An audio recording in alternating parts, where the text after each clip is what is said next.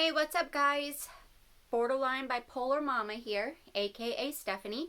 Um, Thanks for watching my video today.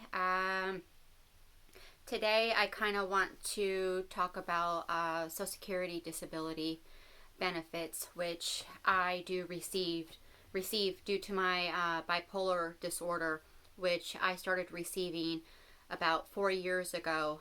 I know some people make comments to me. Oh, what do you do all day? Must be nice to sleep in. Oh, you live the life of a teenager. It's not so, I'm not so lucky. I don't get to sleep in every day. And I do work. I work to keep my mental health going and to keep myself here and healthy enough to take care of my 11-year-old daughter. And, just to be there for my older daughter as well. But I honestly didn't think that I would even qualify for disability. About, I want to say, 10 years ago, I had been hospitalized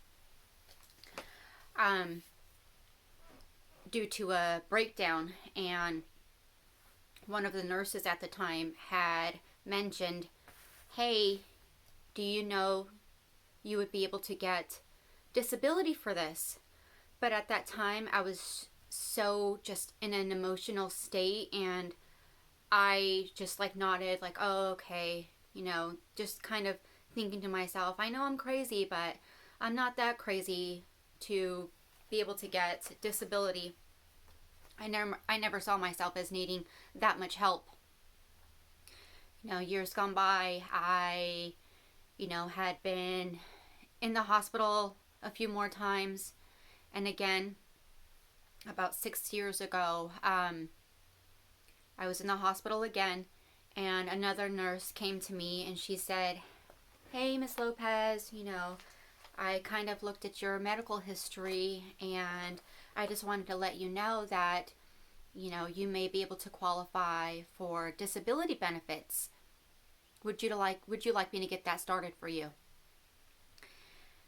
And she actually, got me the paperwork and helped me fill it out and got the process started for me. And I wish so much that I remember who that nurse was that helped me, because it helped me a great deal. It kind of relieved a lot of stress, eliminated a lot of stressors in my life that I was having when I, tried to work. So, she got me started on that, and it was all through mail, corresponding through mail. I never actually spoke to anybody. It was just all correspondence through telephone calls and mail. And I got denied 2 times, and it took a process of 3 years.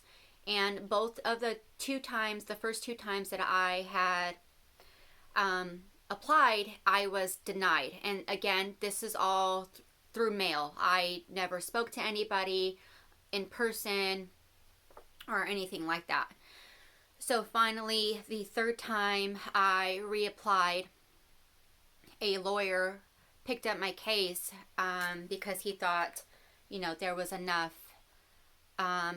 information and medical records and history to where I can get awarded. And I'm not sure what happened in that process, but that lawyer that had picked it up kind of dropped it, but it had already been submitted to the court, and I had already had a court date. So luckily he dropped it, otherwise I would have had to pay him. So I actually, I finally get a court date 3 years later, and it's in Orange County. And the first time I go, my daughter's father, my oldest daughter's father, goes with me for support and for a witness. And we get in there, he hands me a CD with all my medical history on it. And I'm waiting, and I see other people there waiting to see the judge as well, and they all have lawyers with them. And I'm sitting there thinking, there's no way. There's no way I'm going to get this. There is no way I'm going to be awarded the disability, especially because I don't have a lawyer and I really don't know what to say or do. Is all I can do is just be as honest as possible. So it's my turn, and I go in there, and he asked me, hello, Miss Lopez. I asked you to provide a 10-year job history for me, and I said yes. And he said, but I also did a Social Security check myself on your job history. And I said, okay. And he said, so it looks here in the past 10 years you've had about 30 jobs. And I go, yeah, that sounds right. And everybody kind of like giggled a little bit.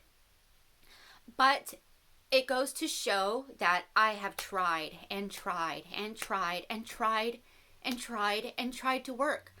I'm not being lazy. It's hard.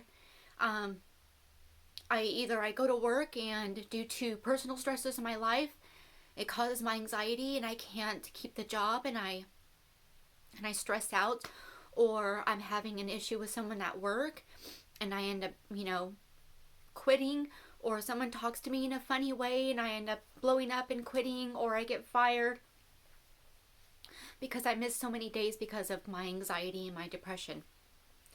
So I told him, I said, yes, that sounds about right. But here's the thing. You have a list of medications that I'm supposed to be taking there, which it was at the time 8 medications that they wanted me to take. They made me feel nauseous and dizzy and tired all the time, and my mind was so foggy, worse than it was if I wasn't taking anything. And it wasn't working.